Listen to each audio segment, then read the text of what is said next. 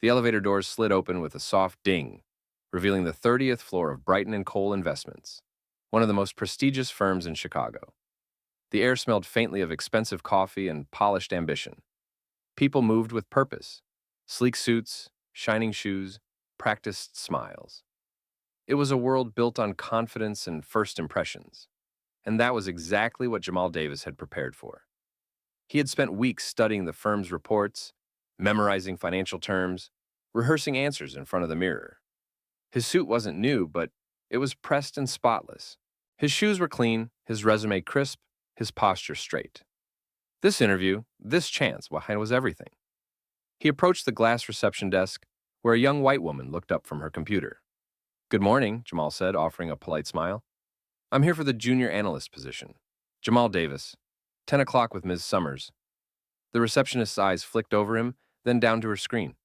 "Right," she said slowly. "You can take a seat. She'll be with you shortly." Jamal thanked her and sat down in the waiting area. The lobby was open and modern, floor-to-ceiling windows overlooking the skyline, abstract art on the walls, a wall of framed awards. He felt small but determined. 15 minutes passed, then 30. He checked his watch. 10:45.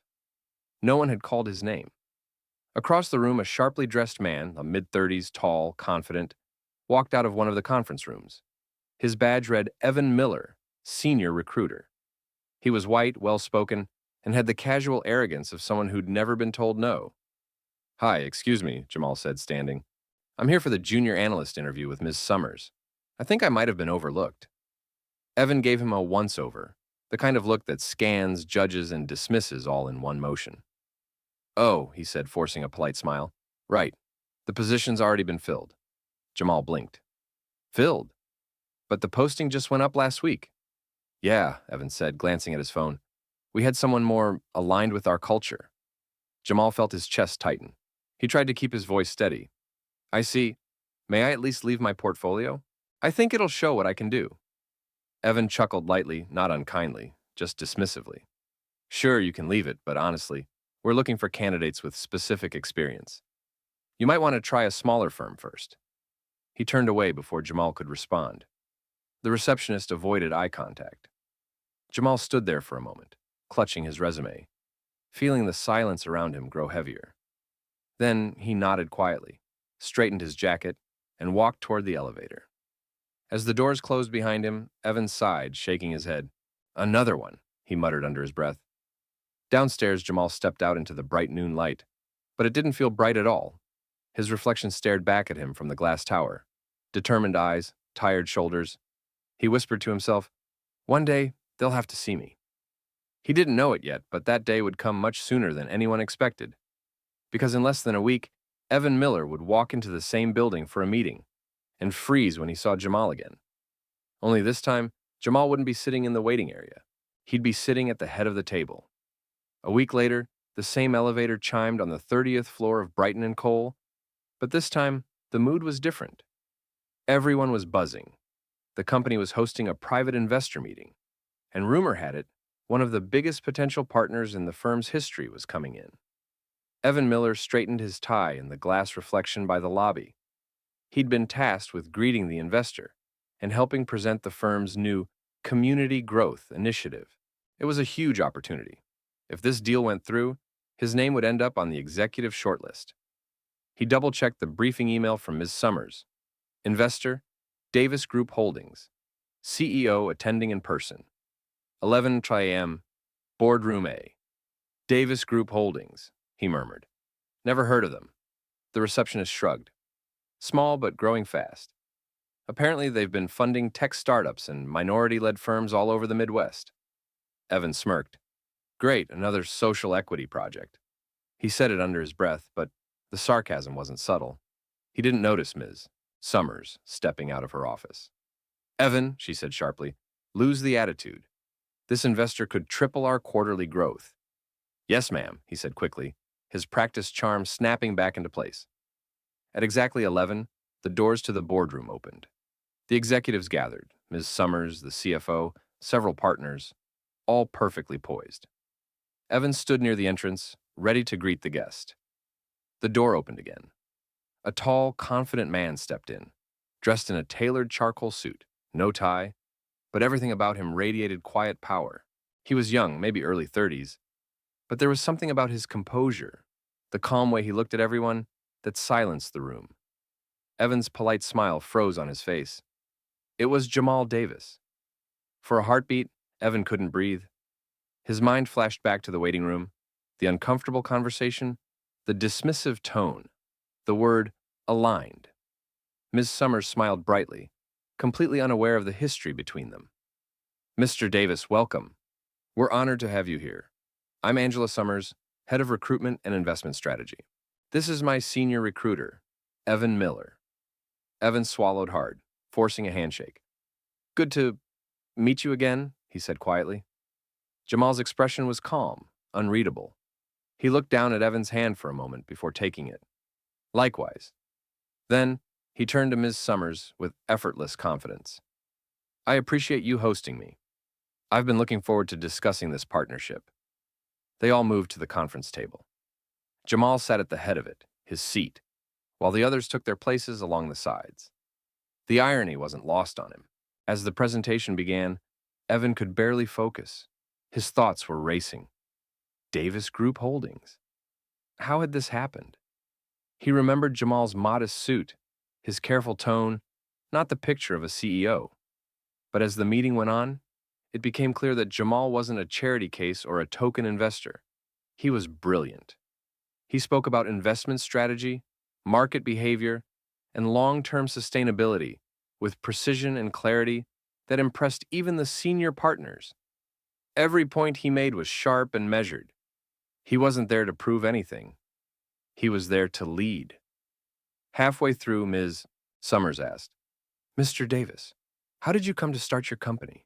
Your background's fascinating. Jamal paused, glancing briefly at Evan before answering. I started as an analyst, he said simply.